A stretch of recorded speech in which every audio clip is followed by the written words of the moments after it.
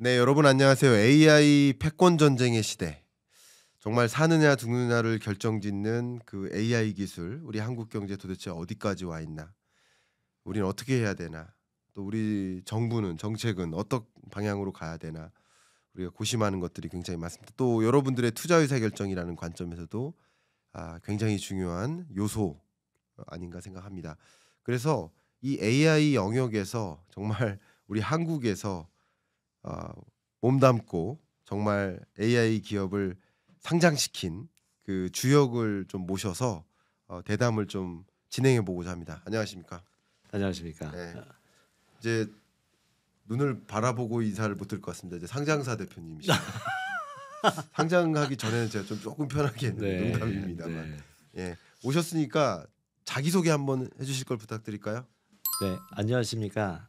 저는 25년 1월 24일 막 상장을 마친 상장 새내기 인공지능 대표 기업 와이즈넛의 대표 강영성입니다. 반갑습니다. 감사합니다. 와주셔서 일단 감사하고요. 오해하지 마십시오. 이런 한 푼 안 받았습니다. 우리 홍보가 아닙니다. AI 현업의 전문가로서 현업에 정말 그 몸 부딪혀가면서 AI 산업 영역에 하나의 역할을 하고 계신 그 그냥 학자나 전문가나 연구자 말고요. 실제 현업에서 몸으로 부딪히면서 AI 산업을 일으키고 계신 장본인을 초대해서 우리가 어디까지 와 있고 어디까지 가야 될지 어느 방향으로 가야 될지 좀 방향을 여쭤보고자 합니다. 네. 한번 이렇게 큰 질문 드려보도록 하겠습니다. 네. 지금 이 시대를 AI 패권 전쟁의 시대라고 제가 한번 이렇게 정의 내려보면 동의하십니까? 어떻습니까? 저도 한마디로 말씀드려서 네. 100% 아니 1000% 동의합니다. 동의하십니까? 맞습니다. 그러면 어떤 견해를 갖고 계신지 지금 AI 패권 전쟁이 어느 정도에 와닿는지 말씀 한번 부탁드립니다. 뭐 교수님께서 너무 잘 아시겠지만 네. 뭐 가장 최근에 AI 하면은 떠오르는 단어가 어떤 게 있을까요? 뭐 혹시 딥시크 말씀하시는 그렇죠. 거고? 딥시크 얘기가 나올 수밖에 없습니다. 네네네. 사실은 연초만 하더라도 누구나 엔비디아의 어떤 독주, 네. 엔비디아가 마치 전 세계 우리 CES에서도 네. 뭐 보셨겠지만 그럼요. 전 세계 AI를 네. 다 이렇게 지휘할 것 같은 모습으로 나타났었죠. 네네. 근데 어느 날 갑자기 사실은 저희 상장 다음이었는데 예. 상장 이후에 그 연휴 기간 중에 나타난 딥시크가 주가를 엄청 떨어뜨리고 사실은 AI의 판도를 막 휘저을 정도의 상황들이 맞아요. 생겨났습니다. 예. 사실 우리가 그 회사가 어떠냐, 어떤 기술을 썼냐, 거기에 뭐 실제 취팅이 있어 말은 굉장히 많은데 네. 저희가 봐야 되는 포지션은 다른 측면이 있다고 보는 거죠. 네.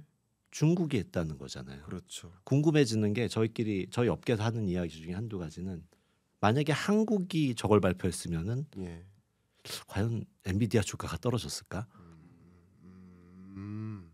중국이 발표했다라고 하는 부분은 여러 가지 의미를 가지고 있지 네, 않습니까? 네. 일단 뭐 우리가 AI 이야기를 하게 되면은 뭐 하드웨어나 모든 게 막 미국 주도로 가고 있기 때문에 미국과 굉장히 가까운 관계에서 또는 미국의 어떤 전반적인 흐름 속에서 뭔가를 해야 된다라고 하는 생각이 컸죠. 네. 그러니까 우리가 생각해야 되는 부분은 저쪽 기술을 빠르게 우리가 확보를 해서 또는 거기 있는 장비를 우리가 빠르게 우리가 확보를 해야 된다라고 하는 그런 이야기가 되게 많았는데 사실은 훨씬 열악한 상황에서 여러 가지 방법으로 뭔가를 만들어냈다. 그것도 중국이라고 하는 게 굉장히 큰 충격을 줬던 부분이 되는 네. 거죠. 네. 패권 전쟁을 하고 있지 않습니까? 네. 단순히 AI를 떠나가지고 예. 뭐 경제적으로 예. 또는 뭐 국방에 있어서 이런 여러 가지 패권 전쟁이 실제로 두 나라 간에 벌어지고 있는 상황에서 누가 봐도 압도적으로 패권을 가지고 있다라고 생각했었던 미국의 대항마로서 중국이 뭔가를 만들어냈다라고 하는 것만으로도 네. 굉장히 큰 충격인 거죠. 네. 그럼 여기서 우리가 느껴야 되는 거는 그럼 우리는 어떻게 해야 되지? 일본은 어떻게 할까? 네. 유럽은 지금 어떻게 할까? 네. 중동은 어떻게 하려고 하지? 이런 사항들이 생기고 과연 이 상황에 대해서 우리가 AI를 협업적으로 전 세계적으로 협업해 가면서 같이 공유하고 만들어 주면서 갈 수 있을까? 네. 이런 고민에 빠지게 되는 거죠. 좋습니다. 그러면 AI 패권 전쟁에 우리는 진입했고 그리고 그 전쟁은 현재로서는 그 전쟁의 모습이 우리는 좀 불리해 보인다. 라는 안타까운 좀 직감이 있습니다.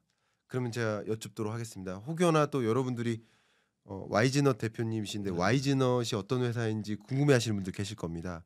저는 이렇게 말씀드려요. 가장 쉽게 여러분 뭐 카드 회사나 통신 회사나 이렇게 전화하면 이제 더 이상 상담원이 안 받으시죠? 챗봇이 받으시죠? 그 챗봇 만드는 회사입니다. 이렇게 말씀드리겠습니다. 그 AI 챗봇 우리나라 시장 점유율 1위 기업입니다. 이렇게 소개하면 될까요? 맞습니까? 네, 맞습니다. 좀 더 구체적으로 말씀 한번 해주시면 좋겠습니다. 저희 회사는 25년이 된 회사입니다. 네. 사실은 상장은 뭐 가장 최근에 했기 때문에 이제 새내기라고 저희가 말씀을 드렸지만 네.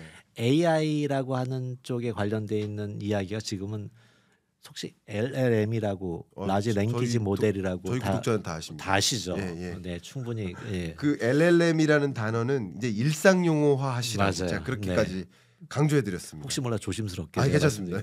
근데 사실은 라지 랭귀지 모델이잖아요. 네. 그러니까 언어를 다루는 기술이겠죠. 그렇죠. 네, 언어를 다루는 기술인데 언어를 다루는 기술이 처음에 나타난 게 언제 어떤 모습이었을 것 같으세요? 잘 생각해 보시면. 처음에요. 그러니까 초기에 우리가 느껴본 언어를 가지고 소프트웨어 기술에 쓰여졌다라고 보여지는 것 생활에서. 네. 저는 챗봇인데요. 또 그 그 전 전이 단계가 있죠. 그 챗봇의 전 단계로 이야기를 하게 되면은 검색입니다. 예, 그렇죠. 검색이잖아요. 검색도 엔진과 대화하는 거니까. 그렇죠. 예. 그러니까 결국에는 우리가 뭐 구글 같은 걸 보게 되면 앞에다가 검색창에다 질문을 하잖아요. 네. 오늘 경제가 어떻게 될까? 오늘 환율이 어떻게 될까? 이렇게 물어보듯이 또는 내가 관심 있는 종목을 물어보잖아요. 내가 갖고 있는 주식 종목을. 근데 물어보면은 단순하게 키워드로 물어볼 수도 있고요. 또는 뭐 좀 슈퍼 유저 같은 사람들은 좀 길게 질문을 하겠죠. 뭐 이런 것들을 하면은 이 말을 이해해서 해당하는 콘텐츠를 찾아주게 되는 거죠. 네. 그래서 사실은 구글이 지금 AI를 계속 한다라고 하는 것들 LLM을 뭐 나름대로 자체 LLM을 가지고 서비스를 만드는 거는 너무나 당연한 거예요. 왜냐하면 아주 옛날부터 언어 처리 기술들을 쭉 이렇게 해왔으니까. 예. 그리고 네이버도 그런 식으로 해서 지금 뭐 국내에서는 뭐 이렇게 AI 자체적인 AI 서비스를 또 만들어서 서비스도 하고 있죠. 네. 이런 것처럼 저희 회사는 그들은 이제 직접 서비스도 하고 이렇게 미디어적으로 자기네가 직접 포탈을 하고 있는 회사고 저희 와이즈넛은 누군가 그걸 하고 싶으면 네. 우리가 뭐 쇼핑몰을 만들고 싶어요. 근데 우리는 상품은 있는데 이거를 포탈로 만들 수가 없고 검색도 없어요. 그럼 우리가 가서 만들어 주는 거예요. 그래서 이런 식의 기술을 기반으로 쭉 해왔기 때문에 저희는 25년 동안 언어 처리 LLM이라고 하는 거에 아주 근간이 되는 언어 처리의 아주 기초적인 뭐 단어를 보고 문법적으로 해석하고 또 이런 것들을 가지고 대화를 이해하는 모델을 만들고 대화를 이해하니까 이제는 대화를 만들어내는 기술을 하고 그게 챗봇에 쓰여지고 그렇게 됐던 거예요. 그래서 국내에서 저희가 검색 엔진을 저희가 누적 고객이 계약 고객 기준으로 한 5천여 고객이 있거든요. 그러니까 뭐 대부분은 저희가 B2B나 B2G로 하니까 저희 회사는 잘 모르셔도 그러시죠. 알게 모르게 예. 아까 언급하셨던 뭐 쇼핑몰이나 아니면은 뭐 은행이나 또는 공공기관의 민원 서비스 하는 곳에 뭐 검색으로 질문하시거나 챗봇으로 물어보시거나 할 때 알게 모르게 저희 회사들을 많이 경험을 하셨을 겁니다. 맞습니다. 그러니까 소위 여러분들이 말씀 감사한데 스마트폰을 이용하니까 삼성전자는 잘 아시지만 맞아요. 예를 들어서 그 나라의 도시를 개발해 버리는 삼성 엔지니어링은 익숙하지 그렇죠. 않은 거예요. 그런 네, 거랑 B2B 비슷한 거죠. 기업이니까. 맞습니다. 그래서 그런 것 같다.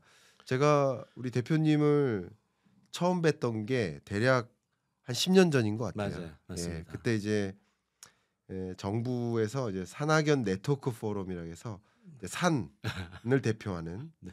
저는 이제 학연을 네. 대표하는 뭐 이렇게 그런 사람들이 모여서 우리 나라의 방향성을 같이 좀 맞습니다. 제안하고 맞습니다. 정책을 제안하는 뭐 그런 자문회의 같은 성격의 자리에서 뵀었거든요. 맞습니다.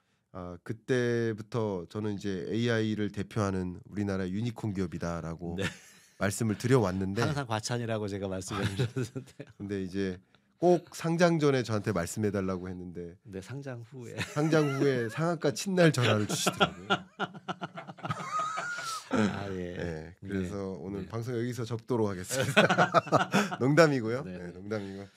자 그러면 이제 본격적으로 대담을 이뤄가고자 하는데요. 네네.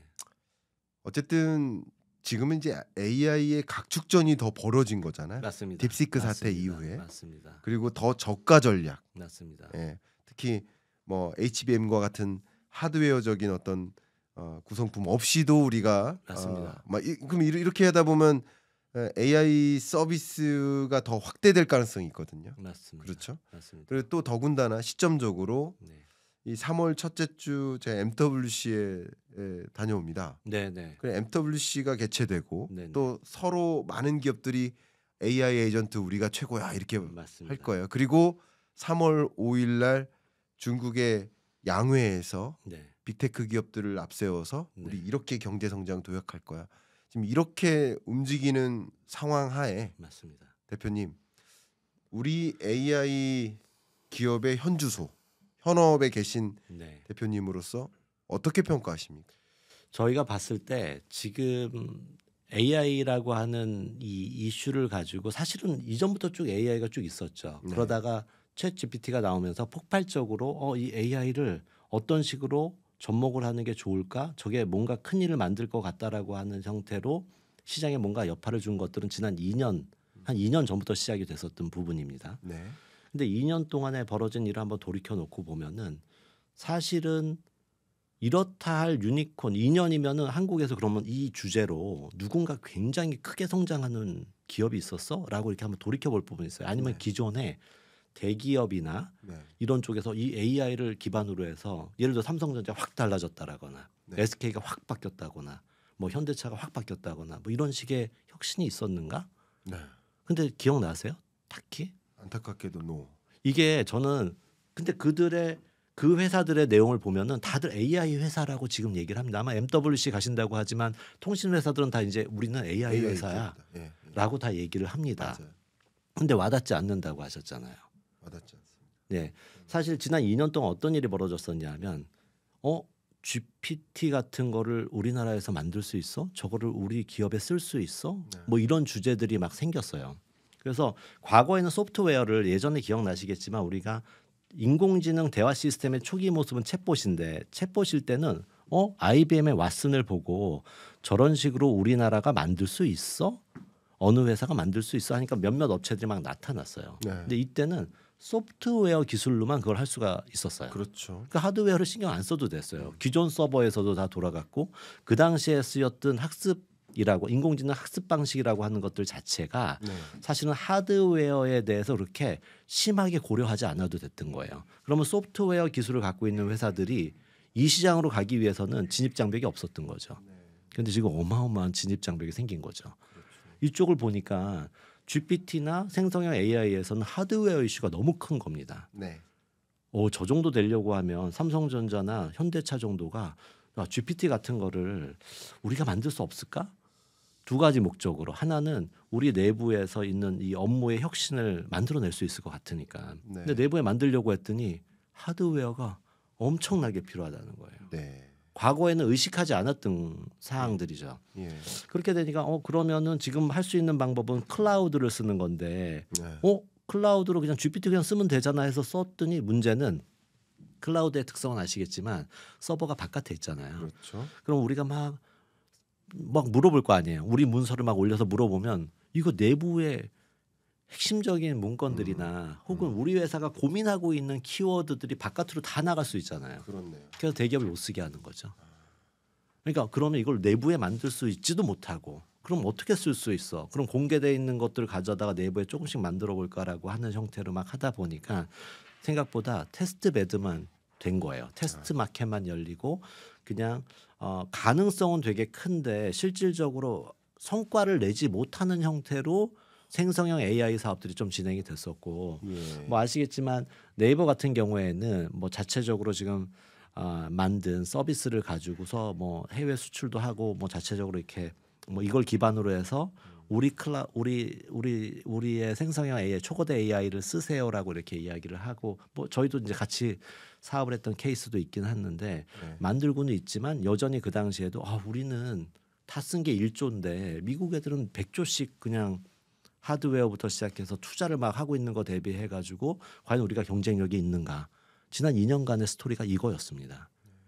그러다 보니까 이 국가가 이걸 어떤 식으로 지원을 해야 되지? 이건 나라가 손을 놓고 있어야 되나? 그래서 이제 최근 들어서 조금은 이슈가 나온 거는 고속도로가 될 수도 있겠지만 일단은 하드웨어를 많이 GPU를 확보하자 해서 지금 정부에서 예산을 지금 만들고 하고 있지 않습니까? 네, 네. 뭐 18,000장 뭐 이렇게 만들자고 하고 있고 제가 속해 있는 협회 소프트웨어 산업협회라는 곳이 있는데 네. 한국 소프트웨어 산업협회에 뭐 회장님도 나서고 뭐 이래가지고 요거를 구축을 하려고 하는 예산 작업이 지금 진행이 되고 있습니다. 네. 그래서 언론에도 지금 계속 나오고 있고요. 그런데 제가 보고 있는 부분은 이걸 만드는 이유는 우리도 이제 말씀하신 대로 이게 본 게임이 생겼는데 우리도 뭔가 만들어내고 하려고 하는데 아니 대기업도 하드웨어가 없다고 난리야. 그러니까 국가가 한 50% 되고 여기 뭐 대기업들이 좀 참여해가지고 개별로 조금씩 사지 말고 같이 붙여서 SPC 하나 짜가지고 하나를 만들자. 네. 그래서 GPU 18,000장을 확보합시다라고 하는 것으로 지금 사업을 이제 준비를 하고 실제로 지금 진행이 되고 있습니다. 네. 근데 이제 저는 이제 이걸 이렇게 보면서 느끼는 게 이제 고속도로라고 하는 게 그냥 길만 까는 건 아니잖아요. 예. 이건 GPU고 하드웨어의 이슈만이잖아요. 근데 사실은 이 AI라고 하는 말에 너무 많은 게 매몰되어 있는 게 문제 같아요. 생태계가 되려고 하면은 하드웨어도 있고요. 하드웨어 위에 LLM도 있고 네. LLM을 만들어도 이게 LLM은 일종의 학생 같은 그러니까 고등학교까지 전인 교육을 받은 지능 같은 거거든요. 네, 네. 그냥 말할 줄 알고 뭐 산수도 잘하고 해요. 근데 여기에 이제 우리가 전문가 영역으로 해당될 수 있는 LLM들을 이렇게 만들 수가 있죠. SLLM이라고도 하고 요새는 그걸 일종의 인더스트리별이나 아니면은 뭐 인더스트리에 특화되어 있는 LLM 뭐 이런 표현들을 씁니다. 네. 전문적 LLM이라고 표현할 수가 있죠. 그러니까 우리가 고등학교 때까지는 그냥 똑같이 다니다가 뭐 교수님처럼 경제 전문가가 되려면 경제학과 가가지고 경제학을 공부하잖아요. 네, 그때부터는 요때랑 다른 걸 하고 뭐 누군가 의사가 되려면 의대에 가가지고 의학에 관련돼 있는 지식을 쌓게 되잖아요. 그렇죠. 근데 요거랑 이 아래 거 상관이 없는 건 아니에요. 대화법도 쓰고 여러 가지가 섞입니다. 그러니까 기본적인 베이스 모델에다가 이제 요 특화되어 있는 인더스트리별 모델을 또 얹게 되는 거죠. 네. 그러면 우리가 생각하는 고속도로의 범위는 어디까지일까? 지금은 요 부분에 대해서는 아주 베이스가 되는 하드웨어를 우선 확보하자지만 제가 보기에는 그 위에 요 고등학교 전인 교육까지 해당되는 이 전반에 대해서는 국가가 좀 R&D를 해야 되지 않을까라는 네. 생각을 저는 합니다. 아직은 이 얘기를 하고 계신 분들이 많지가 않은데 네. 이거를 해야 이 위에서 중소기업들이 이제 막 벤처들이 막 올라가 가지고 나는 예를 들자 에이전트라는 표현 쓰셨는데 에이전트의 역할이 의사라고 쳐봐도 여러 의사분이 있잖아요. 정형외과도 있고 성형외과도 있고 흉부외과도 있고 또 예. 간호사 의료행위 자체 안에는 뭐 간호사분들의 영역도 있고 다 다르잖아요. 예. 이게 에이전트 수와 같은 거예요. 그러면 거기에 다 특화된 모델들을 가지고 내가 사업 모델을 짤 수가 있잖아요. 네. 예를 들어 헬스케어에서도 만성질환 쪽 그런 에이전트가 딱 생겨가지고 뭐 누군가 쓸 수 있게 해준다. 그럼 그 산업이 요 베이스 위에서 막 생겨날 거잖아요. 그러니까 이런 걸 육성하다 보면은 자연스럽게 뭐 우리나라에서 특화되어 있는 서비스가 글로벌로 갈 수도 있는 거고요.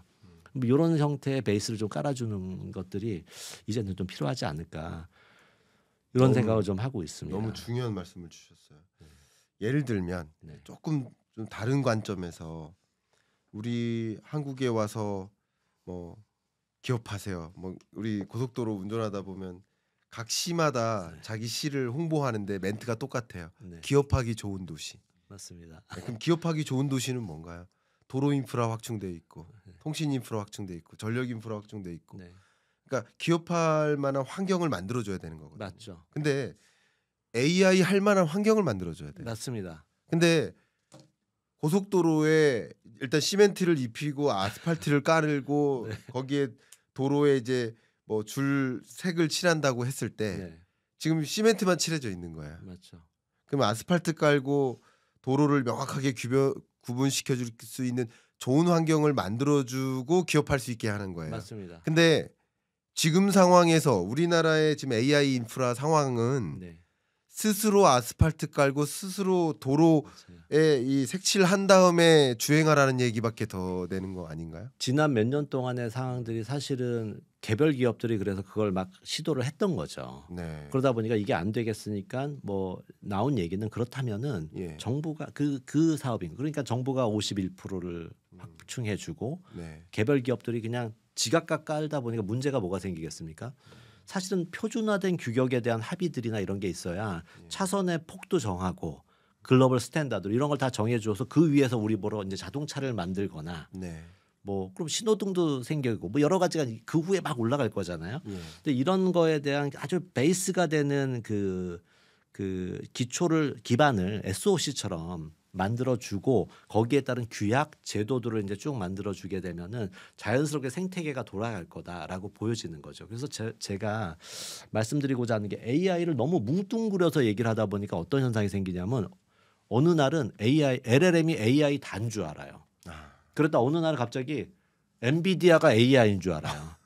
하드웨어가 다 AI고 뭐 예를 들자면 뭐 MPU가 AI고 이게 다 주제가 동네 축구 하듯이 뭐 하드웨어 이슈로 쏠렸다가 갑자기 LLM 이슈로 쏠렸다가 뭐 이게 다시 뭐 다른 주제로 자꾸 왔다 갔다 하는 경향이 생기는데 사실은 그 안에 생태계부터 차근히 잘 따져보고 아 요거 베이스 이거는 인프라 성격까지는 정부가 커버를 해주고 이 부분은 뭐 대기업이 좀 뭔가 역할을 해주고 네. 여기는 이제 생태계가 돼서 중소기업, 뭐 벤처기업, 스타트업들이 이렇게 형성이 될 수 있도록 좀 짜주게 되면은 네. 정책도 적재적소에 생기리라고 봅니다. 왜냐하면 이걸 하나의 키워드로만 바라보면 너무 뭉뚱그려져서 얘기가 되잖아요. 네. 네. 그러니까 이게 적재적소에 맞는 정책으로 또 세분화돼야 되는 필요도 있고요. 하드웨어 확충도 그렇고 그 위에 뭐 소프트웨어 AI 소프트웨어 R&D를 기간 사업으로 해야 되는 범위, 그다음에 여기 개별 기업들이 경쟁할 수 있는 생태계, 뭐 이런 형태들을 좀 세밀하게 좀 준비를 해야 되고 대응해야 소위 말하는 이 패권 전쟁에 있어 가지고 우리가 뭔가 국내에 있는 많은 소프트웨어 엔지니어들이나 뭐 이런 사람들이 그 우리나라 자체의 AI 경쟁력을 높여갈 수 있는 활동들이 가능하다라고 봅니다. 말씀 감사하고요. 그 주신 조언 네, 정말 많은 뭐 우리 이 경제 읽어준 남자 채널 구독자분들이 네, 네, 뭐 각계각층에 자리하고 계세요. 네, 정말 이게 한 기업만을 위한 게 아니라 네, 네. 우리나라의 미래를 놓고 네. 경제를 놓고 참 이런 부분 우리가 더 한 발 더 나아갈 준비가 필요하다라는 말씀을 좀 먼저 드립니다. 제가 네, 이 질문 드리고 싶어요. 네, 저는 이제 벤지는 뭐 굉장히 오래됐지만 네, 지금 이 AI 업계라고 할까요? 네. 와이즈넛에 입사하신 지 지금 몇 년 되셨습니까? 저는 와이젓을 지금 25년째 25년 전. 5년째 25년 전은 과장님이셨죠? 맞습니까? 대리님이셨습니까? 과장이었습니다. 과장님. 25년 전 과장으로 입사를 했죠. 과장님으로 입사하셔서 네네. 지금 대표님으로 되셨고 그 기업을 상장시킨 장본인 아니십니까? 뭐 저는 뭐 어쨌든 주주님들의 지지가 있었고 주주님들이 그래도 우리 경영진을 그래도 믿고 그래도 여러 가지 우리가 해가는 방식에 대해서 적극적으로 지지하고 격려해 주셨기 때문에 네. 가능했다라고 보고 있고요. 그래도 네. 사실은 이 케이스 저희 같은 회사 케이스가 약간 실리콘밸리 케이스라고 누가 이야기를 미국식으로 어떻게 보면은 이제 전문 경영인이라고 할 수 있는 사람이 경영을 제가 대표이사를 13년째 지금 하고 있거든요. 13년 동안 하면서 그래도 꾸준히 성장시켜 갈 수 있도록 이렇게 지원하고 전략적으로 조언해주고 이렇게 해주시면서 저희가 할 수 있도록 해준 케이스라서 뭐 굉장히 자부심을 갖고 있습니다. 네. 네. 그 어쨌든 이 AI 업계에서 네. 25년을 일하시면서 네. 여러 가지를 좀 느끼셨을 거고 또 네. 여러 가지를 읽어내셨을 거고 네. 예, 그런 것들을 좀 말씀을 들어보면서 네. 실제 이 25년에서 일한 그 네. 아마 이 영상 보시는 일부는 25세도 안 되셨을 겁니다. 그렇죠? 네. 네. 네. 그러실 텐데 여러분들이 이 AI 업계에서 25년 일한 그냥 우리 연구자의 목소리도 많이 들으시고요. 그럼요. 이 자리에서 그럼요.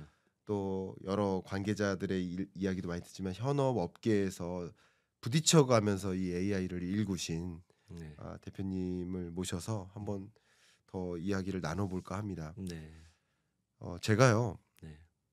한 10년 전에 네. 처음 그 자문회의에서 뵙고 그리고 이제 여러 번 자리를 했는데 네. 아직까지 제가 뭐 하나 받은 적이 없습니다. 언젠가 몇 년 기념으로 네. 그 기념품을 만드셨는데 골프공 4개 들었더라고요. 그 4개 들어가 네, 있는 네, 거 네. 얘기하시는 거. 골프공 4개 세트가 아니라 네 알 들어가. 4알 들어가 있는 거 하나 받은 적이 있습니다. 예.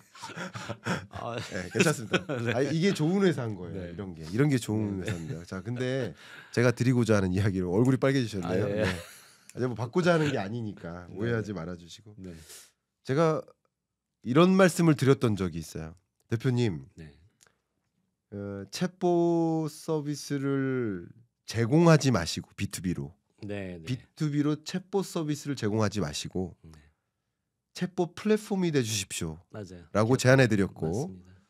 소위 그때 한 10여 년 전에 제가 검색하기의 시대에서 질문하기의 시대로 바뀔 겁니다. 맞아요. 그 말씀하셨어요. 했고 지금은 질문하기 시대로 바뀌어가고 있는 중인 겁니다. 그 챗GPT가 그것의 한 역할을 한 플랫폼이고요. 네. 그때 제가 심지어 챗봇 플랫폼 기업이 되십시오라고 제안드리면서 네. 그 플랫폼 이름까지 제안해드렸어요. 제가 기억합니다. 이게 뭐냐면요, 기업 안에 네. 챗봇 플랫폼을 제공해 주시잖아요. 네.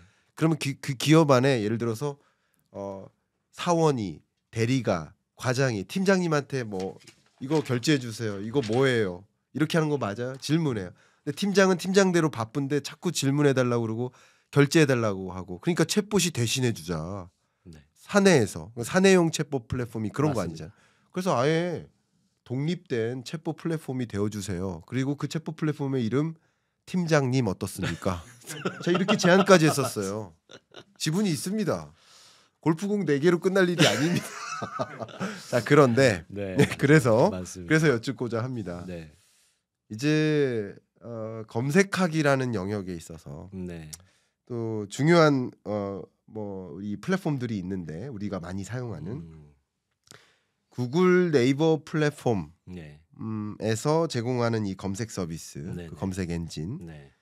그리고 그런 것들이 어떻게 구동되고 또 사용하고 계시는 네. 그 검색 네네. 그 모델이라고 해야 될까요? 네네. 제가 기술적으로는 잘 모르니까 네. 이게 어떻게 차이가 있는지 좀 설명해 주시면 좋겠습니다. 뭐 지금 저희가 이 검색이라고 하는 이야기를 꺼내면 와이즈는 검색 회사 아니야라고 한동안 그런 얘기를 오랫동안 들었어요. 근데 그러니까요. 우리가 심지어 챗봇을 제일 많이 팔고 있을 때도 챗봇도 하세요? 이렇게 물어보는 회사들도 있어요. 그러니까 아까도 말씀드렸지만 이건 마치 현대차한테 버스도 만드세요? 이런 거랑 똑같은 얘기예요. 사실은 베이스는 똑같은 거예요. 네. 이게 언어를 다루는데 문장으로만 대화하다 보면은 아무래도 전문가들이 물어볼 수밖에 없어요. 네. 뭐 검색을 하더라도 예를 들자면은 이건 경제 전문가만 유난히 구글링을 훨씬 더 잘하죠. 네. 경제 관련된 컨텐츠에. 근데 그러다 보니까 비전문가들이 접근하게 되면은 이거는 좀 더 자연어스럽게 얘기할 수가 없을까? 이렇게 얘기하는 게 이제 자연어 처리 기술이라고 보통 이야기를 하면서 질문을 좀 길게 합니다. 대화형으로. 그럼 대화를 이해하는 과정이 저 질문의 핵심 포인트는 뭐뭐야? 지리어를 분석해 가지고 거기에 맞는 컨텐츠를 찾아주는 기술로 이제 확대가 되고 이렇게 돼요. 네. 이게 가만히 보면 챗봇이랑 비슷하잖아요. 그렇죠. 그러니까 이 대화의 방식을 확대를 하고 이게 검색은 하나의 질문을 던지고 답변이 하나가 탁 올라가고 끝인데 이제 대화는 독특한 게 대화를 이어가잖아요. 네네. 그러니까 멀티턴이라고 해서 이게 대화를 하는 방식으로 앞에 나눴던 이야기랑 다음의 질문. 예를 들어 지금 오늘 대한민국 경제 전망이 어때?라고 이렇게 물어본 질문에 대해서 우리는 전반적으로 좋다고 합니다라고 답변 나갔어요. 네. 근데 뒤에 삼성전자 딱 치면은 여기 이 질문의 포인트는 주가가 얼마야로 해석될 가능성이 높죠. 그렇죠. 근데 검색은 그냥 삼성전자 하면 삼성전자 홈페이지 연결해 주는 거예요. 그러니까 검색은 1대1로만 묻는 거죠. 그렇죠. 대화는 이제 요거를 이제 연결해 가는 기술로 이제 이런 것들이 계속 이제 추가가 되는 거고 여기에는 학습 같은 것들을 이제 막 시켜가면서 이렇게 발전시킵니다. 그 어떤 그 컨텍스트를 이해하는 거죠. 이해하는 거죠. 그죠? 그러니까 구글이나 지금 아까 말씀하신 것처럼 이 검색이라고 하는 게 요새 다시 재조명이 되거든요. 네. 네이버나 구글 같은 회사들은 계속 그 대화에 집중하고 그 대화랑 광고도 매핑 시켜가지고 수익도 만들어야 되고 그러니까 대화에 되게 집중하는 그 기본적인 코어 기술들에 대해서는 계속 확보를 하고 있는 거죠. 네. 그러면서 이제 이 회사들이 갖고 있는 부분들은 사실은 제너럴한 자기네들이 이렇게 컨트롤 가능한 뭐 뉴스 기사라거나 콘텐츠를 기반으로 해서 이제 이런 서비스를 제공하는 거고요. 사실상 오픈 AI도 마찬가지로 자기네랑 계약돼 있는 콘텐츠를 기반으로 해서 이런 걸 만드는 거죠. 네. 근데 이제 저희 회사가 갖고 있는 기술들이라고 하는 것들은 이제 앞에서도 잠깐 말씀드렸지만 내부에 있는 정보를 기반으로 합니다.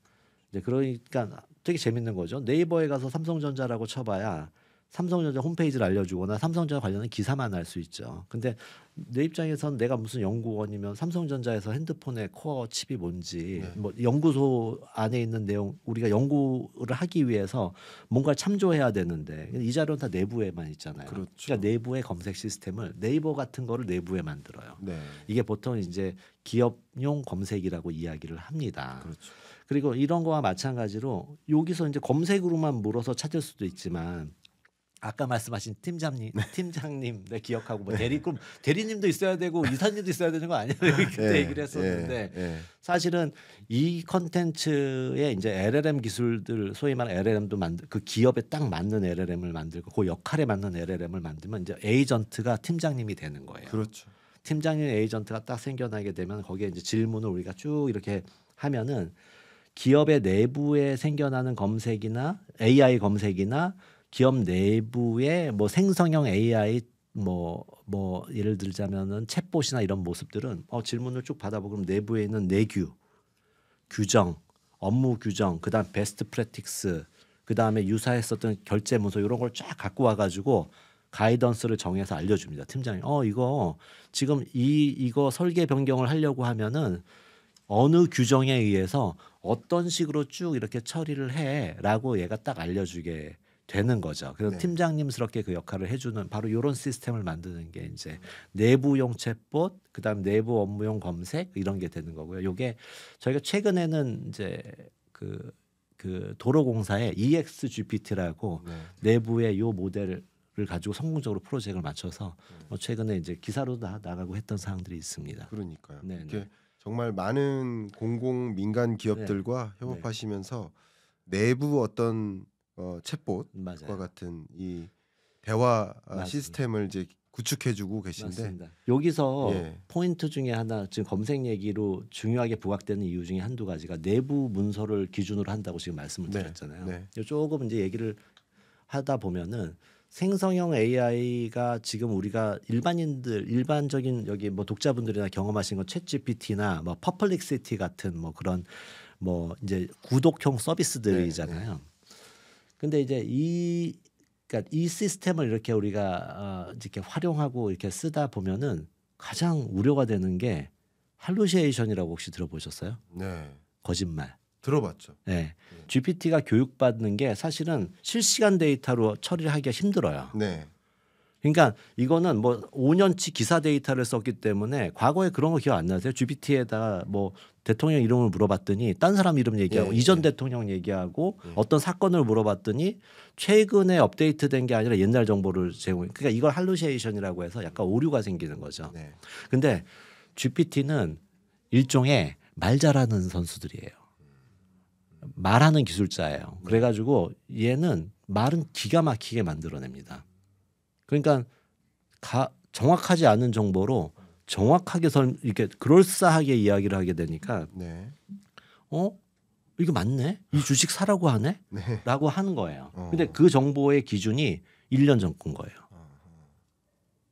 그래서 이것 때문에 기업이나 그러니까 개인이 쓰다가도 자꾸 이거를 바로바로 내 업무나 실생활에 반영하는 데 있어가지고 계속 리스크가 발생했던 거죠.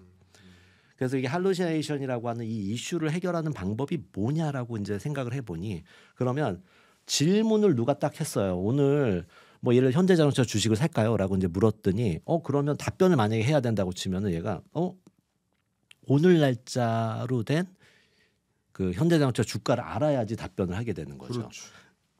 근데 그거를 학습을 시켜가지고 돼 있는 자료를 갖고서는 이미 이게 몇 달치씩 걸리거든요. 네. 오늘 주가를 넣고 몇 달 뒤에 그게 나오니까 요 파트만 가장 최신 정보에 해당하는 걸 검색해서 가져옵니다.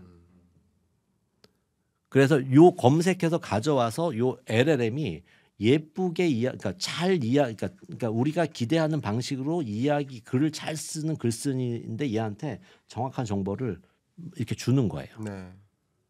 그래서 이 두 가지 기술이 존재하는 거죠. 하나는 정확한 데이터를 컬렉트 해와 가지고 글 잘 쓰는 애한테 이렇게 소스를 대주는 거예요. 네. 요게 이 레그라고 하는 기술이고요. 이 레그 RAG라고 보통 얘기하는데 R이 retrieval이에요. 검색이고 예. 어규먼트 증강. 검색을 이제 이 증강해서 생성해라. 그러니까 글을 쓰는데 검색을 반영해 가지고 최신성 데이터로 글을 쓰라고 얘기를 해주는 거죠. 네. 그래서 이 할루시네이션 떨궈주니까 기업이 이제 신뢰하고 쓸 수가 있게 되는 거죠. 그러니까. 저희 회사가 이제 뭐 잠깐 저희 회사 이제 상장을 하면서 저희가 AI 에이전트 기업이 되겠다고 이야기를 했는데 요 에이전트가 아까 얘기한 대로 이렇게 뭐 김 박사님, 네.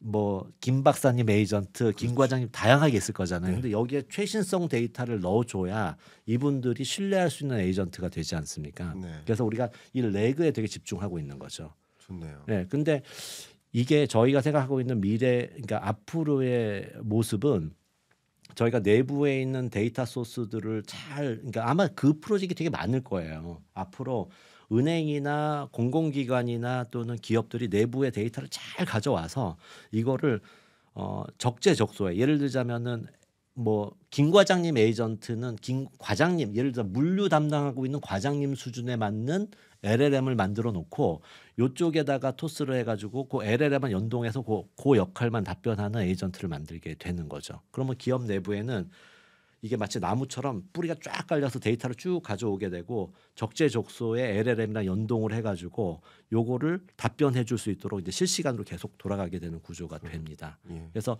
엔터프라이즈 아키텍처 막 이렇게 막 만들잖아요. 기업의 전사나 플랫폼을 이렇게 짜듯이 네. 엔터프라이즈 AI 아키텍처처럼 그러니까 조직 전체의 AI를 그러니까 데이터를 쭉 가져오는 부분과 요거를 에이전트 모습으로 다양하게 만들기 위해서는 멀티 LLM처럼 상황에 따라서는 여기는 뭐 사이즈가 좀 작은 LLM, 네. 어떤 거는 심지어 클라우드 쪽에 있는 걸 연동해서 쓰게 되는 LLM, 뭐 이런 거를 동시에 다 이렇게 오케스트레이션 할 수 있도록 하는 형태가 돼서 네. 기업 내부에 이걸 적용하게 될 겁니다. 저는 그렇게 보고 있어요. 그래서 이게 구체화되게 되면은 저는 AX, 그러니까 DX, 디지털 트랜스포메이션과 AX, AI 트랜스포메이션 조금 다를 거라고 보거든요. 그렇죠. DX는 아날로그 시대를 예. 그대로 반영하는 거잖아요. 사람이 업무 보고 장표 만들고 보고서 썼던 거 모습을 그대로 보고 있다. 요거를 관리할 수 있는 형태로 저장할 수 있게 디지털로 바꾸는 거잖아요. 그러면 네. 1대1로 바꿨단 말이죠. 네. 근데 이렇게 돼서 다 디지털이 되고 나니까 AX는 여기에서의 효율을 극대화시키는 방식으로 바꾸려고 하는데 요게 AI가 딱 생겨난 거죠. 네. 네. 그러면 기존에 있는 조직이 그대로 미러링되는 구조가 아니고 이 조직을 새롭게 짜야 되는 거예요. 예를 들자면 최근 전쟁 보세요. 우크라이나하고 러시아 전쟁 보면 전쟁의 양상이 바뀌었잖아요. 네. 전 그거 가만히 보고 있으면 야 우리나라 군조직도가 바뀌어야 되지 않나? 군조직도 그냥 육해 공군이 중요한 거야? 실제로 전투하는 거 보니까 과거에는 보병 병력 수를 가지고 병력이라고 얘기했는데 지금은 드론 개수가 더 중요하네. 그러면 드론을 잘 조종하는 사람 우리 옛날에 유명했었던 스타크래프트 잘하셨던 네, 그런 분이 혼자서 전쟁을 다 수행할 수 있는 거야? 그러네. 실제로요. 웃을 일이 아니라 진짜요? 저는 네. 심각한 얘기라고 봅니다. 근데 여기서 조금 연결이 되는 얘기 아까도 이게 왜 국가적으로 중요하냐 하면 그런 인공지능을 만드는 원천 기술이 우리 게 아니면 그러네요. 그 드론을 조종하고 하는 게 우리 게 아니면 그러면 저게 만약에 저렇게 가다가 예. 다시 돌아오면 그런. 끔찍한 일인 거예요. 끔찍한 제가 봤을 일이에요. 때는. 예. 그래서 그런 측면에서 놓고 보면 우리가 전반적인 이런 AI에 대한 인공지능에 대한 여러 가지 풀스택이 단순히 우리가 재미거리로 또는 우리 리포트 대신 써주고 뭐 이거를 내가 오늘 보고서를 써야 되나 쉽게 쓰고 이런 수준의 문제가 아니라 네. 국가적으로는 이거에 대해서 정말 하드웨어 인프라 거기에 가장 근간이 되는 소프트웨어 인프라 이런 것들을 다 확보를 해가고 예. 우리가 당장은 국산화할 수 없다 하더라도 국산화하려고 하는 노력 뭐 시도 이런 것들을 쭉 해 나가야 되지 않을까 저는 그렇게 생각을 하는 너무 거죠. 진심으로요. 너무 중요한 말씀 주셨고요. 네. 지금은 이거 우리 본연의 기술로서 AI 영역을 어느 정도 더 이상 추가적으로 뺏기는 일이 있으면 네. 국가 존립이라는 관점에서. 그럼요. 근데 왜냐 우리나라의 특성상 우리가 사우디아라비아가 아니에요. 맞아요. 예? 우리가 인도가 아니라고. 맞습니다. 노동력이 풍부해서 제조 기지로서 승부를 한다든가 맞습니다. 자원이 풍부해서 자원으로서 우리 경제를 지탱한다든가 맞습니다. 그런 방법도 돼요. 근데 우리는 사우디아라비아도 아니고 인도도 아니고 중국도 아니고 우리는 오로지 갖고 있는 이 역량이 기술인데 네. 그리고 그 기술은 AI를 가지고 싸우고 있는 형국인데 맞습니다. 이것 자체를 잃으면 그냥 저는 정말 많은 것 자체를 잃는다라는 생각까지 암울하게 보고 있기 때문에 네. 대표님 자리에서도 열심히 더 해주시고 네. 더 많은 후배 산업 인력들도 많이 좀 해주시고 와이즈넛의 성장도 중요하지만 네. 네. 저는 공공재적 가치로서 좀 네. 더 그 말씀을 좀 부탁드린다는 말씀 드리고요. 네. 네. 좀 말씀하시는데 뭐 여러 가지 생각을 했습니다만 이 AI라는 이런 영역에서 더 이상 한 발 더 뒤져서는 안 된다. 일단 네, 맞습니다. 그러면 우리가 이 AI 이 패권 전쟁의 시대에서 그럼 우리가 갖고 있는 부족함은 무엇일까?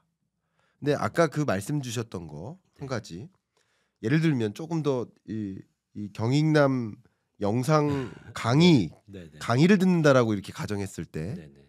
아날로그 시대 때는 사실 여러분이 대면으로 이 강의를 들으셨어요. 맞아요. 그죠? 이것도 굉장히 큰 그죠? 변화죠. 대면으로. 근데 디지털로 강의를 듣게 되니까 네. 네. 한순간에 수만 명, 수십만 명이 볼 수 있는 거예요. 그죠? 맞습니다. 예. 그건 또 혁명이죠. 맞습니다. 근데 이건 디지털 트랜스포메이션이에요. 맞습니다. DX예요. 근데 AI로 인한 트랜스포메이션 AX는 네. 이 채널 자체가 혹은 저라는 사람 자체가 필요 없어지는 거죠. 음. 대신할 누군가 생기는 거니까. 그러니까 또 한 번의 그렇죠. 변화라고 생각해 볼 수 있는데 네. 네. 근데 이렇게 세상이 변화하고 있는데 우리가 그 AI라는 영역에 있어서 네. 또 LLM이라는 영역에 있어서 네. 혹은 아까 말씀드린 검색이라는 여러 기술적 영역 증강 네. 검색. 검색 증강 기술이라는 영역에 있어서 우리가 더 추가적인 팔로우업이 없으면 안 된다. 그럼 우리나라 흐트러질 수 있겠다라는 생각까지 했습니다. 네. 네. 자 그러면 이 질문 드릴게요. 우리나라가 정책적으로 네. 네. 좀 뭐가 부족합니까? 혹시 그러니까 산업 업계에 계신 네. 네. 대표님으로서 네네. 우리 정책적으로 뭐가 부족하고 혹은 뭐가 좀 더 있었으면 좋겠다. 뭐가 좀 더 보조가 됐으면 좋겠다. 지금 네. 네. 어떤 형국이라고 말씀하실 수 있습니까? 우리나라가 사실은 굉장히 기술적인 혁신들을 이뤄내는 데 있어서 공공시장이 굉장히 중요해요. 특히 소프트웨어 뭐 다른 분야는 제가 잘 모르니까 그러지만 네. 소프트웨어 분야는 공공시장이 굉장히 중요합니다. 왜 그러냐 하면 뭐 제조 분야나 아니면 우리나라는 사실 제조 강국이라고 해서 제조 분야 쪽에 기업들이 굉장히 커졌잖아요. 그리고 제조가 글로벌 스탠다드로 뭔가 만들어서 해외로 수출해야 되기 때문에 스스로들 어떤 시스템을 도입하는 데 있어서 스탠다드가 네. 외산 소프트웨어를 중심으로 설계되는 케이스 많습니다. 예를 들자면 SAP 같은 예. 제품들이 국내 제조사의 대부분 PLM이나 프로덕트 라이프 사이클 같은 다 컨트롤 하잖아요. 네. 근데 그러다 보면 우리나라 소프트웨어가 거의 껴들어갈 자리가 정말 얼마 안 돼요.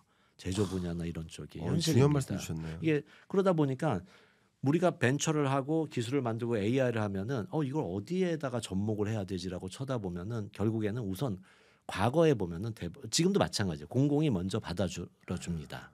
공공이 그래? 그러면 갖고 와가지고 조달에 등록하고 눈에 기본적으로 최소한의 검증은 받아야 돼서 그런 것들을 검증을 받고 소프트웨어로 인정받아가지고 저희가 시행 공급을 하게 되죠. 그러니까 저희도 그렇게 성장을 한 회사입니다. 네. 그래서 뭐 정부기관이나 뭐 여러 가지 서비스들에 저희 제품들이 들어가고 검증이 되고 네. 거기서 통계청. 뭐 통계청, 예, 예. 제가 자주 이용하는. 그리고 특허청, 네. 키프리스 검색이나 아니면 병무청에서도 병무 상담도 하고 뭐 행안부도 뭐 여러 군데 저희가 막 하지만 저희 분야는 많은 기업들이 그쪽을 통해서 기술력을 검증도 하고 하죠. 그래서 공공시장이라고 하는 파트가 하나 중요하고요. 또 하나는 네. 이제 공공에서 진행하고 있는 뭐 과기정통부나 뭐 이런 곳에서 진행하고 있는 뭐 그 연구 과제 같은 것들이 굉장히 중요합니다. 네. 왜냐하면 과제를 통해서 사실은 중소기업들이 힘든 게 뭐 기술들을 확보하는 데 있어 가지고 사실은 뭔가 좀 객관적으로 인정도 받아야 되는 것도 있고 뭐 논문도 내고 학회 활동도 하고 또 컨소시엄으로 짜 가지고 같이 이렇게 기술 이전도 받아보고 막 이러는 시장들이 되게 중요하거든요. 네. 근데 뭐 아시겠지만 지난 몇 년 동안에 연구비 같은 경우에는 논란이 많았잖아요. 네. 정부 쪽에. 근데 그런 쪽이 정말 투자가 되어져 가야 되는 시기라고 보고 있고요. 네. 그리고 뭐 그나마 다행스럽게 이제 올해는 조금 회복이 됐다고 하지만 내용을 좀 보게 되면은 뭐 하드웨어에 해당하는 부분들도 포함돼서 이제 가니까 사실 훨씬 더 많이 그렇죠. 늘려놨어야 되는 부분들이 있죠. 근데 그렇죠. 이게 생기면 좋은 게 뭐가 있냐면 스타트업들이 생길 수가 있는 거죠. 그렇네요. 공공시장을 바라보면서 또 초기에는 우리가 시장에 진입하거나 제품을 만드는데 부족한 것들은 뭐 연구비를 지원받기도 하고 뭐 네. 이러면서 같이 과제를 하면서 우리가 여러 가지 기술들을 갖고 제품을 뭐 시제품을 만들고 이런 것들을 사실은 공공시장에서 검증을 받으면서 자리를 잡고 이제 여기서 이제 조금 성장을 하게 되면은 다음으로 움직일 수 있는 데가 이제 금융시장이거든요. 왜냐하면 공공이 공금융 시장하고 좀 겹쳐 있잖아요. 네. 그러다 보니까 공금융 시장에서도 이렇게 인정을 받으면 자연스럽게 이제 민간 금융으로 넘어가게 되고 그러면서 이 두 개 시장이 굉장히 큰 축입니다. 국내 소프트웨어 기업들이 이제 성장해서 좀 더 글로벌화되고 요걸 베이스에서 이제 대부분은 상장도 하고 뭐 이렇게 하거든요. 그러고 나서는 목표가 뭐 글로벌 또는 이제 제조 분야 쪽으로 이제 어프로치 한다거나 뭐 이런 방식으로 시도를 하게 되는 게 돼서 제가 생각을 하고 있는 부분은 AI도 마찬가지잖아요. 지금 우리가 싸우려고 하는 AI의 기업은 정말 어마무시하게 큰 회사들이거든요. 글로벌하게. 뭐 오픈 AI니 뭐 정말 너무 큰 회사들하고 경쟁을 해야 되지 않습니까? 네. 그러다 보니까 사실은 국내에서도 꾸준히 끈을 놓지 않고서 이 소프트웨어 AI 시장에 대해서 계속 트라이할 수 있는 시장을 열어주는 거는 굉장히 중요하다 봅니다. 네. 근데 지금은 그냥 열어주면 안 되는 게 아까 말씀드린 대로 도로가 안 깔려 있는 부분이 있어요. 하드웨어가 부족하고 또 LLM이 뭐 예를 들자면 막 갖다 쓸 수 있는 것들이 현재로서는 뭐 외산 LLM들이거든요. 물론 뭐 메타나 이런 데서 뭐 공개해 놓고 있는 것들을 갖다 튜닝해서 쓰고 뭐 이렇게 하는 것들인데 뭐 그거와 더불어서 뭐 우리나라에서 국책 연구기관들이 많이 있잖아요. 뭐 그런 거 중심으로 뭐 정부 과제로 이런 것들을 좀 만들어 놔야 되지 않을까 생각합니다. 이게 예를 들자면 이런 게 뭐 얘기가 될 거예요. 만약 국립국어원이라고 혹시 아시죠? 네. 국립국어원이 말뭉치라는 걸 만들어 놔요. 우리나라 단어나 언어에 대한 전체적인 사전을 하나 만들어 놓거든요. 네. 이게 없으면 저희 같은 회사가 검색 엔진이나 언어 처리 같은 걸 하려고 할 때 원소스가 될 수 있는 이런 뭐 코퍼스라고 보통 이야기하는 사전이죠. 네. 이 사전을 우리가 참조해서 써야 되거든요. 그렇죠. 근데 이런 거는 사실은 한 기업의 것이라고 해야 되나? 아니잖아요. 아니죠. 그러니까 국립국어원이 이제 예산을 들여서 만드는 거죠. 뭐 이런 거와 마찬가지로 우리나라에서 표준화될 수 있는 LLM이나 이런 것들을 뭐 정부가 혼자 만들라는 거 아니에요. 여기 이제 참여하는 컨소시엄들을 많이 짜가지고 국내 기업들 뭐 특히 기왕이면 저는 이게 중소기업들이 좀 참여를 많이 하면 좋을 것 같아요. 왜냐하면 대기업은 자체 예산으로 뭐 이렇게 스스로 하면 되니까 거기는 그렇게 하더라도 중소기업이나 벤처기업들이 같이 참여해서 뭐 이런 표준 LLM을 만든다거나 정부의 어떤 국가의 어떤 공공재로서 네. 뭐 이렇게 하면은 그게 베이스가 되고 또 공공시장이 적극적으로 이런 그 국산 AI 에이전트들을 자꾸 도입하려고 하는 그런 뭐 노력들을 좀 해주시면은 우리나라 금방 따라잡을 수 있다고 봅니다. 아, 네. 네. 어쨌든 이 AI 업계에서 25년 일하시면서 체감하신 여러 어려움들 또 어떻게 해야 될지에 대한 방향성들 말씀해 주셔서 감사하고 이대로는 정말 한국은 절망적일 수 있다. 그러나 이렇게 한다면 네. 그죠? 이렇게 한다면 우리가 희망을 찾을 수 있겠다. 아시겠지만 우리나라가 뭐 지금은 그 말 쓰기가 약간 주저하잖아요. 네. 한때는 우리가 전 세계 IT 강국이었다라고 우리가 어디 가서도 외국 네. 사람들 만나면 대한민국은 IT 강국이라고도 네. 얘기하고 우리도 정말 어디 가서 정말 1초의 망설임도 없이 대한민국은 IT 강국이었다라고 우리가 얘기를 했었죠. 때가 있는데 요즘은 좀 그 조금 말하기가 쉽지가 않아요. 말하기 쉽지 않습니다. 네, 5G를 우리나라가 최초에 상용화했을 그 시점만 해도 그러니까요. ICT 강국이다라는 표현을 좀 자신 있게 썼는데 근데 지금은 조금 교수님도 주저하시잖아요. 자신감이 조금 그렇게 말을 하고 싶은데 네. 아 정말인가? 또는 정말 우리가 지금 어느 포인트에 서 있나는 정말 생각해 봐야 되는 네. 이슈라고 보는 거죠. 너무 중요한 말씀 주셨고요. 그러면 네. 제가 이렇게 좀 남은 시간을 질문을 드려볼 거예요. 크게 하나는 AI 에이전트와 AI 혹은 검색 이런 영역의 네. AI 영역의 네. 시장의 전망 네. 하나, 네. 네. 그리고 그런 이 전망은 당연히 좋을 테니까 네네, 저 그러겠죠. 당연히 저도 계속 그 데이터를 팔로우하니까요. 당연히 좋습니다. 네네. 그리고 저 MWC 가기 전부터 준비를 다 했습니다. 저도 네네. 스터디를 다 했습니다. 네, 그래서 또 자료를 그거 엄청 많이 보셨 그럼요. 저 나중에 그 자료를 저희한테 제 좀 쉐어를. 예, 골프공 4개만 자 그렇게 말씀드리고 네네. 첫 번째 네네. 그럼 이제 전망에 대해서 논하고 네네. 그렇게 그 유망한 시장을 우리가 더 이상 놓치면 안 된다. 그러기 위해서 앞에 말씀하셨던 조언들 조금 더 덧붙여서 그럼 우리가 어떻게 나아가야 될지 이런 이야기를 좀 해보려고 합니다. 네. 그럼 한번 질문 드리겠습니다. 네네. AI 시장, AI 에이전트 시장. 네. 저는 이제 MWC에서의 키워드가 AI 에이전트라고 네. 저는 꼽고요. 네네. 서로 AI 에이전트 영역에서 내가 경쟁력이 높다라고 막 그러겠죠. 할 겁니다. 모든 회사들이. 그리고 또 재밌게도 AI 에이전트 시장이 네. 크게는 제가 보는 관점으로는 둘로 양분될 거예요.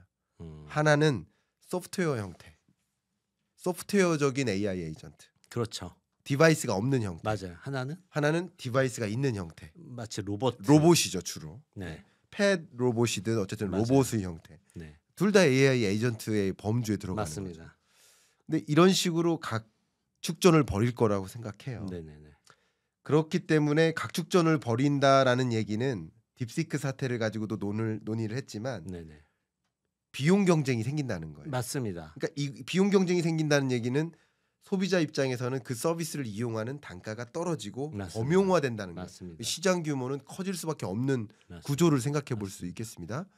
의견 한번 부탁드리겠습니다. 지금 아까 딥시크 얘기에서 한 가지 포인트가 중국이 만들어서 어떤 그 AI의 격전의 상태를 만들었다는 부분도 있지만 네. 시장적 논리로만 보면은 딥시크는 이 시장의 니즈를 이야기하고 있는 거죠.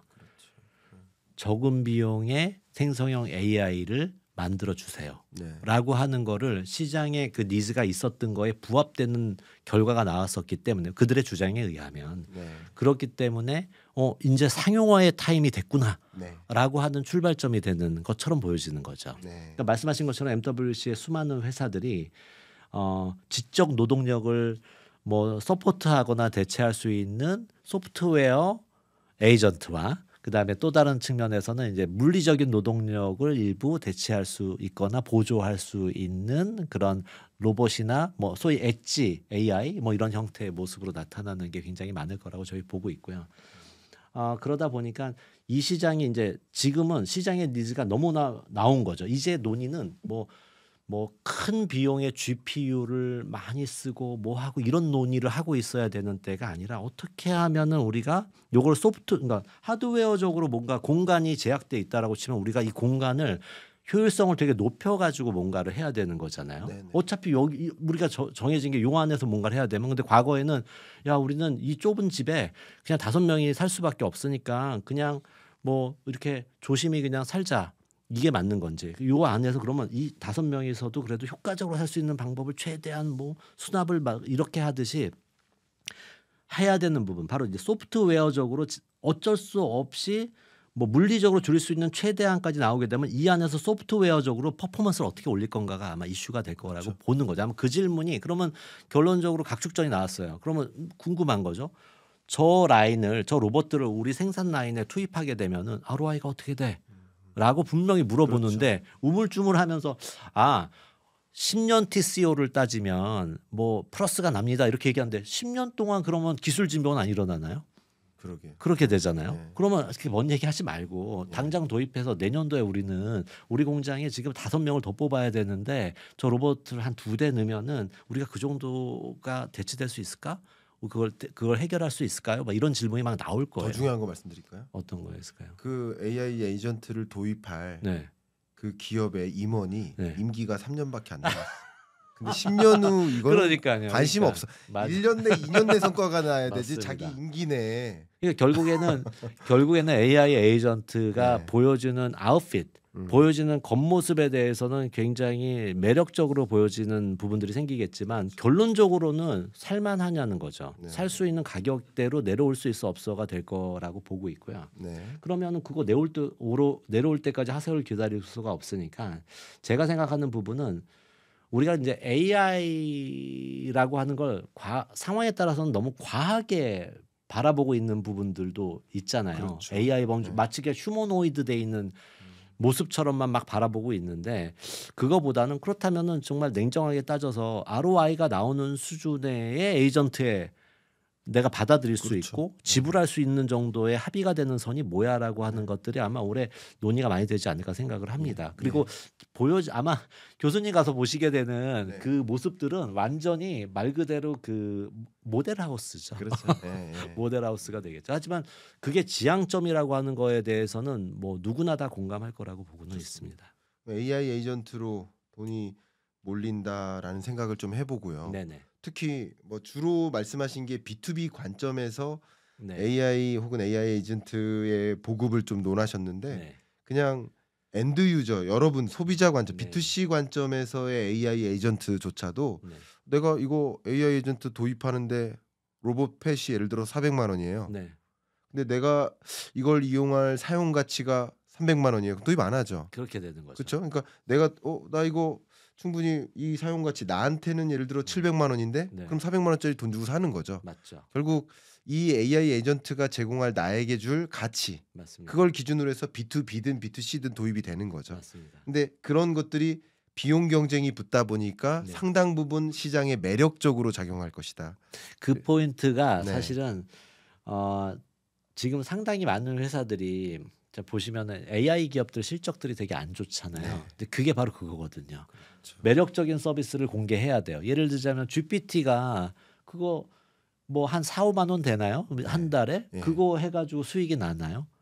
그러니까 결국에는 자기조차도 이미 적자를 보면서 일단은 고객들을 매료시키기 위해서든 아니면 고객을 확보하기 위해서 투자 사업을 계속 하는 거죠. 그렇죠. 돈을 하면. 그러니까 네. 말씀하신 대로 원가가 500불짜리 강아지인데 네.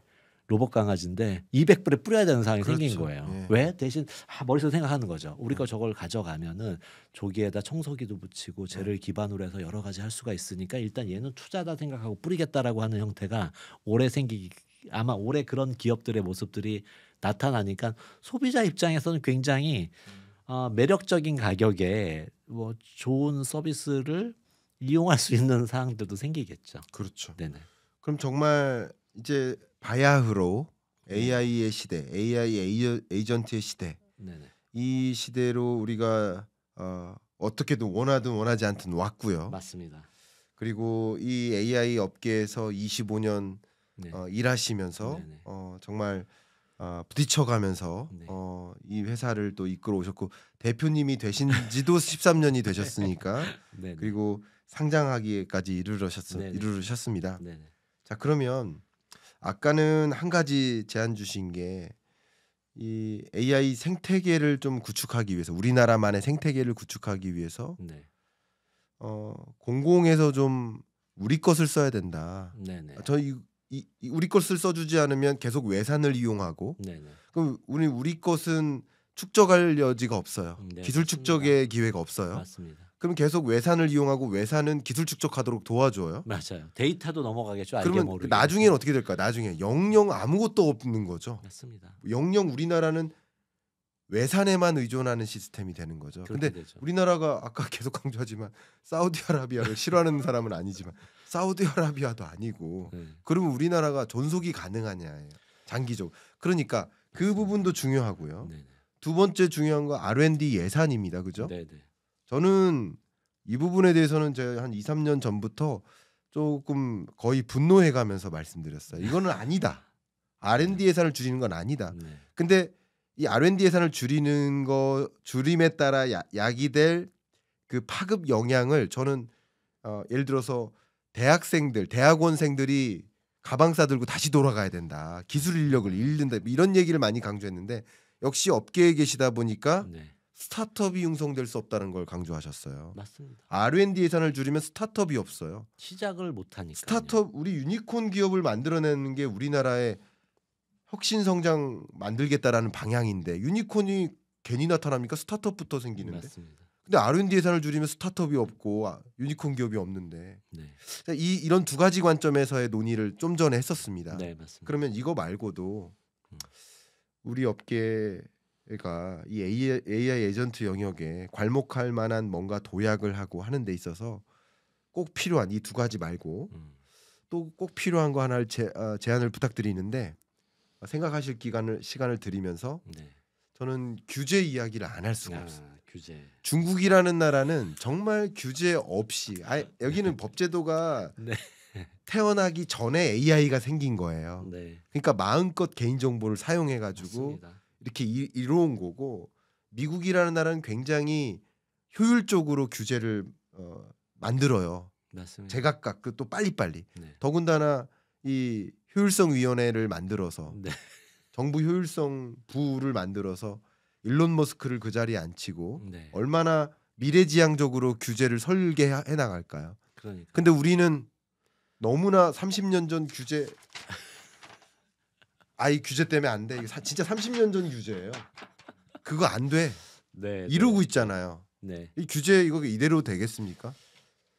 뭐 사실 저도 네. 이제 뭐 사업을 하다 보면서 보면은 이제 정부 쪽에서 이런 이슈로 공청회도 하고 네. 이제 민간이랑 같이 교류하는 그런 그런 워크숍도 하고 합니다. 네. 그러다 보면 최근에 AI 쪽의 이슈에 관련해 가지고 법제도 위원회니 뭐 이런 것들을 계속 만들어 가지고 AI 기본법 지급도 우리 하고 있고요. 뭐 이런 부분들을 쭉 하고 있는데 사실은 사업이 되려고 하면은 뭐 샌드박스도 만들고 근데 이게 우리나라가 선진국이죠. 저희 네. 나라가. 네, 맞습니다. 선진국이고 그러다 보니까 이게 여러 가지를 고려해야 되는 게 많이 있다 보니 뭐 개인정보 이슈가 되고 또 그거에 대해서 그러니까 소위 민주적인 나라라고 하는 거에 대한 기본적인 특성이 다양성을 인정하는 거잖아요. 네네. 다양성을 인정하다 보니까 이 사항이 산업 쪽으로 바이어스, 그러니까 산업을 키워야 돼라고 하는 쪽으로 바이어스, 물론 사업하는 사람들은 정말 극단을 봅니다. 네. 뭐 중국 봐라.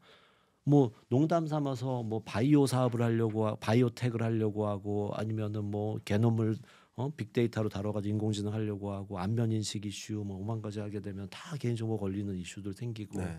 그러면은 이런 것들을 보완하기 위해서 우리가 장치들을 확보하고 막 이러면 다 비용 증가가 되는 거죠. 그렇게 되다 보니까 이거를 어떻게 해야 되지? 법하고 제도하고 규제가 돼야 되는데 두 마리 토끼를 잡아야 되는 거잖아요. 다양성 여러 가지 이권에 있어서의 어떤 다양성을 보호받아야 되는 부분이 있고 또 다른 측면에 있어서 산업을 육성해야 되는 이 두 가지가 본의 아니게 이게 약간 맞아요. 약간 대립각을 세우는 면들이 있게 되더라고요. 이해합니다. 그러다 보니까 이제 사업하는 사람들 사이드 뭐 저야 뭐 사업하는 사람이니까 뭐 이 극단으로 막 이렇게 이야기를 하고 있고 또 정부 관점에서는 이게 밸런스를 계속 이야기를 하고 있고 이런 게 있는데 네. 중요한 거는 정말 근데 우리나라가 약간 그 부분에 있어서는 유럽은 이렇게 하는데 네. 미국은 어떻게 하지? 뭐 이게 딴 나라 케이스를 계속 맞아요. 하고 있잖아요. 그리고 네. 그걸 심지어 기본으로 가져오기도 하고 뭐 이렇게. 근데 사실은 정말 우리나라 스스로에 대한 고찰이 참 필요하지 않을까? 우리나라의 생태계. 과연 우리나라 왜냐하면 많은 나라가 민주정부고 뭐 민주주의를 지향하거나 자본주의를 지향하고 있는 많은 나라들이 있지만 옛날처럼 공산국가 자유민주주의가 이거 팍 나눠지나요? 시스템이 요새 보면은 뭐 독일은 독일 시스템인 것 같고 미국은 미국 시스템이고 중국은 중국이고 일본은 일본 시스템인 것 같아요. 그러다 네. 보니까 이거를 우리가 과연 누구의 표준을 따라가야 되는 건가? 네. 우리나라는 말씀하신 거대로 자원도 적고 결국엔 믿을 수 있는 거는 사람들의 지적 능력, 학습에 대한 열망, 좋은 인력이라고 하는 뭐 인적 자원이라고 하는 걸 기반으로 해서 산업을 앞으로 육성시켜 나갈 건데 그리고 뭐 그렇게 하고 또 제조 기반의 옛날처럼 막 밤새서 뭐 땜질하시고 뭐 고생하셨던 우리 아버지 세대들처럼 또 그런 또 시대랑은 또 다른 시대인데 그렇다고 치면은 과연 우리나라식의 자본주의 한국식 자본주의, 한국식 민주주의의 어떤 틀 안에서 이게 과연 어떤 식으로 하는 게 산업도 키우고 뭐 양쪽에 100%다 만족할 수 없지만 절충안이 뭔가를 조금 한국 중심으로 한국 경제 중심으로 해석해 볼 부분은 있지 않아요. 저도 이제 왜 가보면 어느 나라는 이 말이 맞아요. 네, 네, 막 듣다 보면 맞고 네. 아 미국이 그렇게 해요? 막 이러고 있다 보면 또 유럽은 그래요? 맞아요, 맞아요. 좀 개인주의적으로 그게 맞네.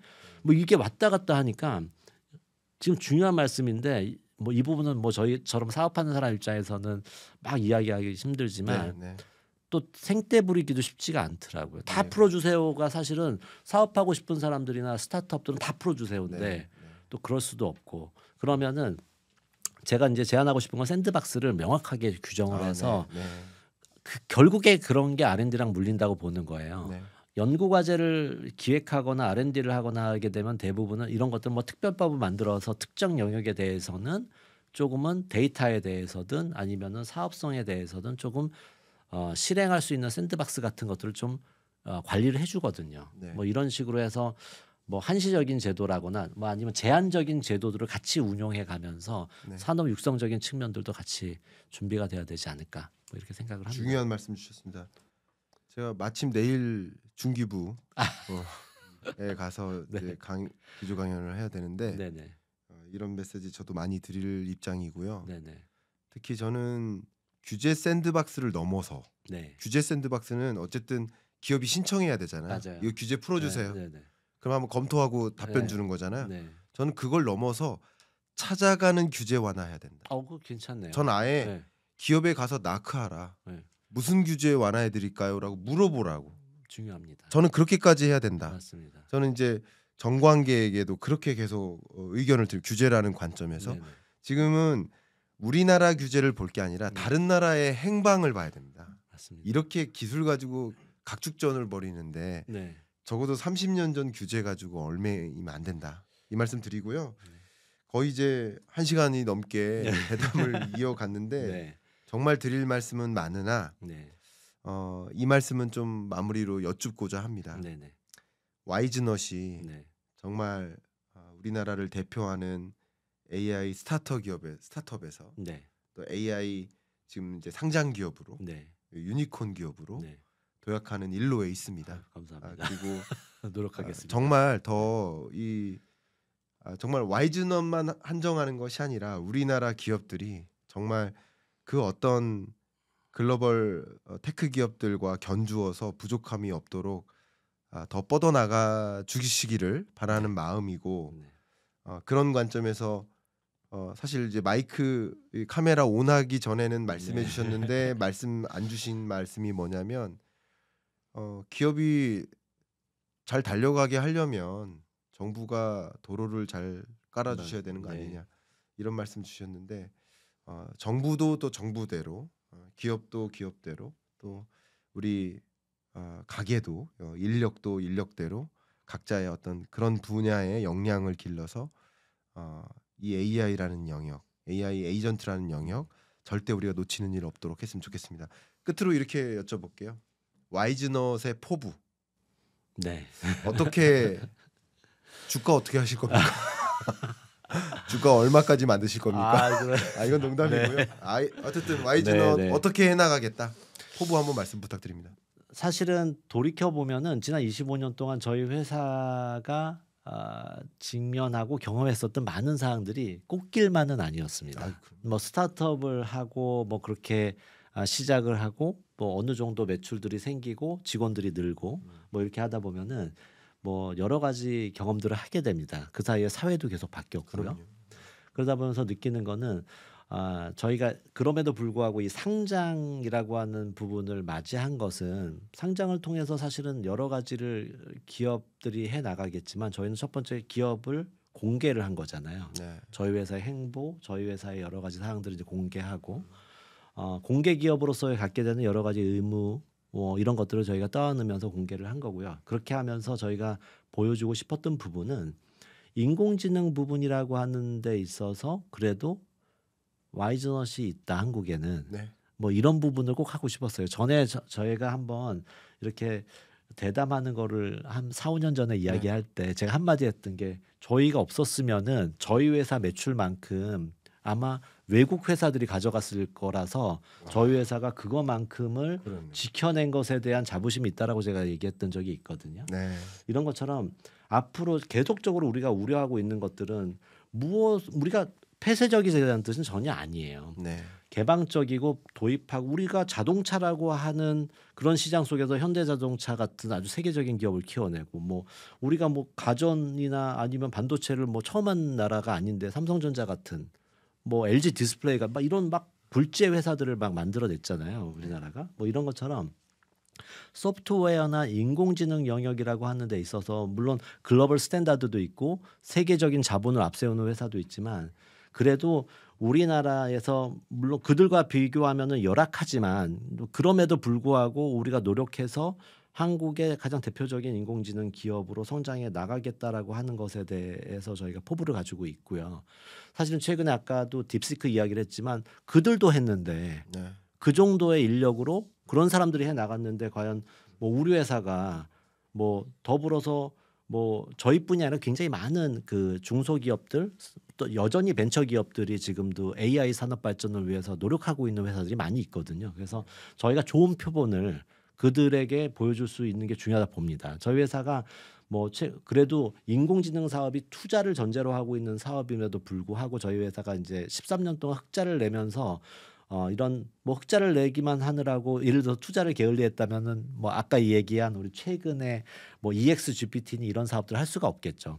자기 자본으로 투자를 하면서 우리가 경영에서 배울 때 투자의 가장 첫 번째는 부채도 투자금도 아니라 우리 자기 자본으로 우리가 벌어서 이익을 내면서 투자를 해가면서 지금까지 이렇게 오면서 우리가 지금 계속 뭐 큰 이익을 못 내고 있고 힘들어하는 뭐 벤처가 됐든 AI 스타트업이 됐든 이런 회사들이 그래도 열심히 하면 저런 방향들이 생긴다라고 하는 것에 대한 모범적인 답안이 되고 싶은 게 네. 저희의 꿈이고요. 이게 좀 더 확대돼서 국내를 좀 넘어서서 글로벌한 곳에서 이런 성과가 확대될 수 있으면은 너무너무 멋지지 않을까. 주로 제조업이 기반으로 해서 우리가 글로벌을 해 왔었는데 이제까지 네.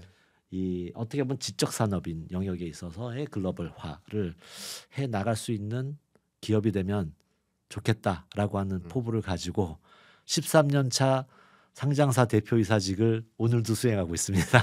아유, 말씀 진짜 감사하고 저는 좀 정말 감동스럽게 방금 마지막 말씀을 들었고 저는 그 사람을 배워올 때 이제 나이가 먹으면서 뭐 쭈글쭈글해지고 힘이 약해지고 이렇게 평가를 하는 사람도 있지만 거기에 얼굴에 딱 드리워지는 그 주름살 그리고 그 머리에 생겨나는 그 하얀색 그리고 머리털의 개수가 좀 줄어드는 모습 저는 그런 모습이 네. 얼마나 그분이 그 업계에서 고군분투했을까 음, 저는 그렇게 평가를 하고 있거든요. 네. 근데 우리 대표님도 한 10년 정도 제가 배워오면서 까만 머리에 더 탱탱한 피부결이셨는데 많이 늙었나요, 제가? 그 사이에 하얀 머리가 많이 생기시고 네.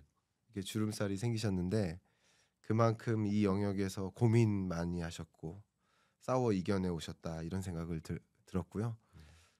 더 쭉쭉 나아가셔서 정말 우리 많은 후배들의 모범적인 그런 샘플이 되시길 바라고 또 외산의 어떤 경쟁에서 꼭 더 이겨내셔서 네, 감사합니다. 더 여러분들도 응원해 주시고 저도 응원하는 마음으로 지켜보도록 하겠습니다. 감사합니다. 마지막으로 오늘 경인남과 토론합시다의 네.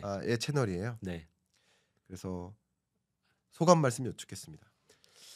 뭐 정말 몇 년 동안에 정말 전 순간 시간 정말 그렇게 우리가 지난번에 교수님 보고 나서 대담 나눈 지가 4년 정도가 흘러갔다는 게 놀라울 정도였어요. 너무 정신없이 시간을 보냈고 지냈습니다. 근데 이렇게 다시 만나게 되는 상황이 생기고 또 좋은 뭐 나름대로 저희 회사가 그래도 잘 좋은 모습을 갖춰가면서 이렇게 또 이렇게 좋게 만날 수 있는 상황이 됐다는 거에 너무 감사드리게 되고요.